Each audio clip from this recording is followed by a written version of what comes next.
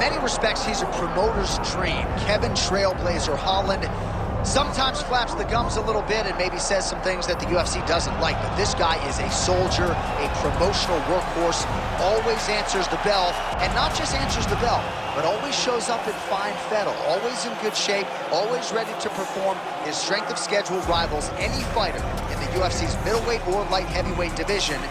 And if Kevin Holland can fight on instinct, stay true to himself, not play his opponent's game, the guy could be a world champion one day. Easier said than done.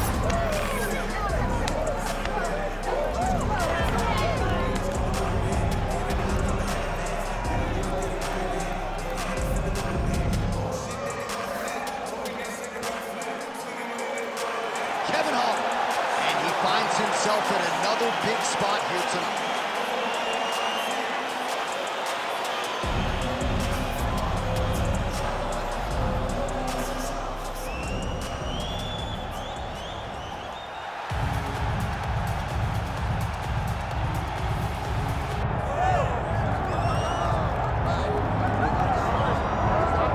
So here he is, the undefeated middleweight contender, Paulo Costa.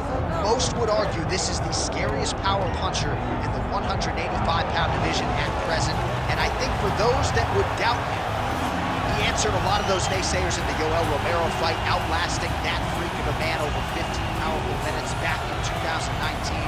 Paulo Costa appears destined for future greatness, but obviously a big test in front of him here tonight, one he is hoping to pass with flying colors.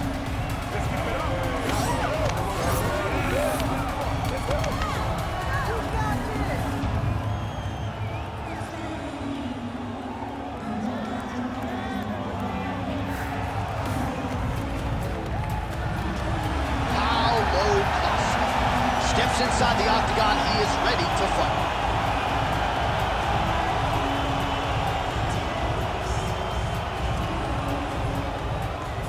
Or tell the tape for this middleweight championship fight. Here is Bruce Buffer. Ladies and gentlemen, this is the main event of the evening.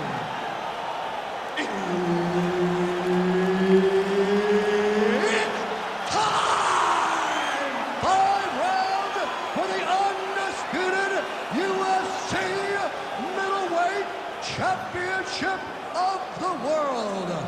Introducing first, fighting out of the blue corner, presenting the challenger, Kevin the Trailblazer Holland. And now, introducing the champion, fighting out of the red corner, presenting the reigning, defending UFC undisputed middleweight champion of the world, Paulo the Eraser Costa.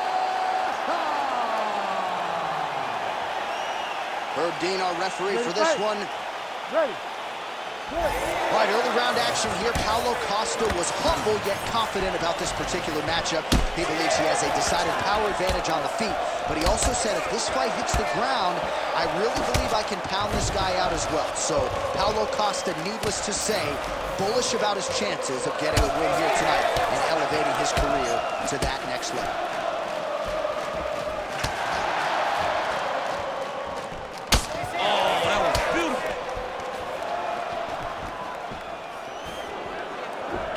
Nicely timed kick to the body for the champion.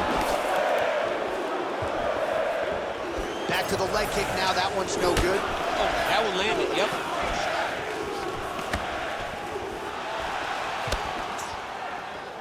Ooh, head kick lands. It's hurt.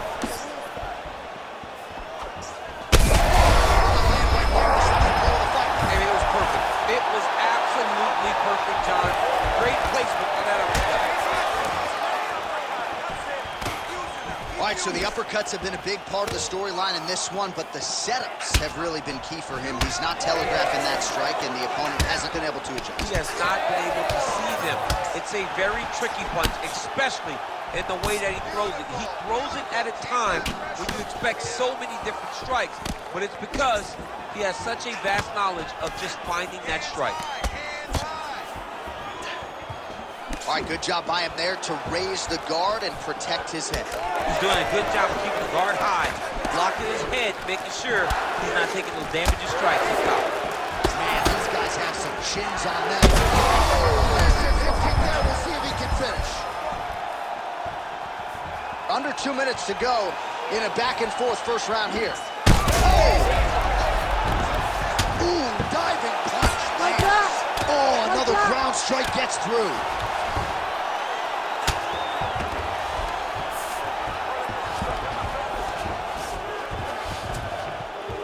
Rubber guard now, DC, some submissions at his disposal if he so chooses. Yeah, he does have a couple submissions. They're very rare submissions. Omoplata.